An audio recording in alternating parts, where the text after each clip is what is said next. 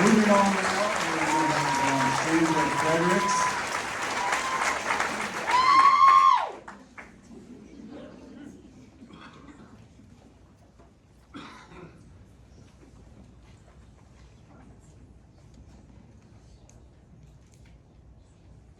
Good evening to the board, Mr. Banks, and thank you for letting me speak this evening, and Mr. Garson, sorry. Save the best for last. First, I wanted to say and recognize Happy Pride Month to those who celebrate.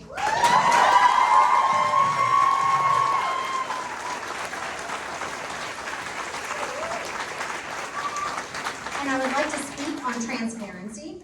It seems as though this board does not understand what the word transparency means, despite most of you having run on that as part of your platform.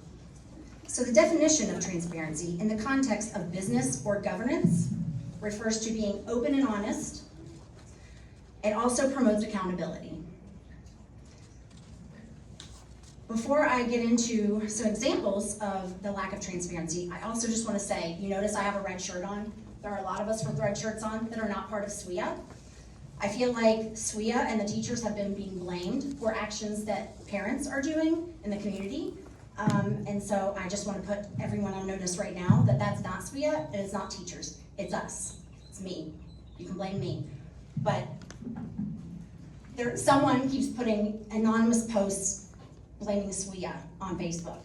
And I think that that's a really bad look for the board. So,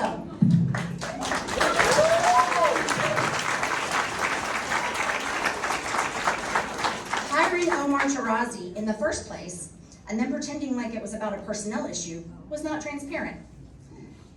Denise Steele already admitted on the record during a meeting in July of 2024 that when you voted to give Tarazi a contract, she had already reached out to him before she was even sworn in as a board member. You didn't have multiple attorneys to select from. You didn't share their qualifications. You didn't have a public discussion. You didn't even follow proper parliamentary procedure. When we have repeatedly asked, what is Tarazi doing to earn $9,000 a month, we are told he is advising. When we request records of what he bills for, they look like this. They are entirely redacted. Unethical. And then in July, he decided to give him a year-long contract at a rate of $9,000 per month, so he no longer has to provide invoices. When Tarazi's one-year contract expired in December of 2024, the board just quietly rolled it into 2025. You didn't have any public discussion, you didn't vote, you didn't have transparency. And there's no possible way that you didn't violate sunshine laws by making that decision, because at least 3 of you would have had to have discussed it ahead of time. This is unethical and possibly illegal. But Tarazi's still here. Maybe not today, I don't know. Is he earning his fee today? He's still here, and according to the district expenditures, he's still being paid $9,000 a month. You also left the Vouchers for Ohio lawsuit meant to recoup money for public schools that is being diverted to private schools through vouchers. No vote, no public participation, no public discussion, no transparency.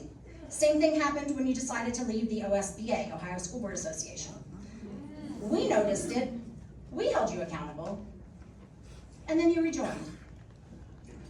That was forced transparency. Omar Tarazi and members of the Board of Education are using attorney-client privilege as a shield to conduct public business outside of the scope of Ohio's sunshine laws. That could be a violation, likely a violation, of the Open Meetings Act or the Public Records Act.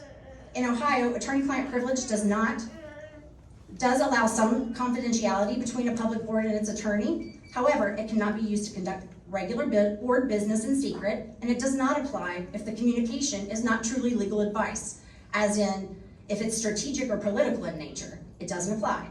While truly privileged communications can be withheld, general district business or discussions involving board action may not be privileged.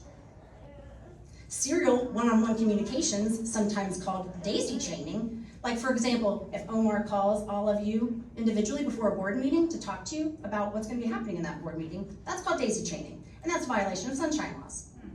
sort of like if a certain lawyer calls each school board member right before the meeting. Use of an attorney as a buffer to give legal cover to deliberation, as like perhaps Mr. Tarazi takes a position to, let's say Ms. D'Angelo Steele, and then maybe to Ms. Martindale or Ms. Peterson, and then maybe to Mr. Bozo. Also, violation of sunshine laws. Until you actually start practicing transparency, we will be here to watch and we will hold you accountable.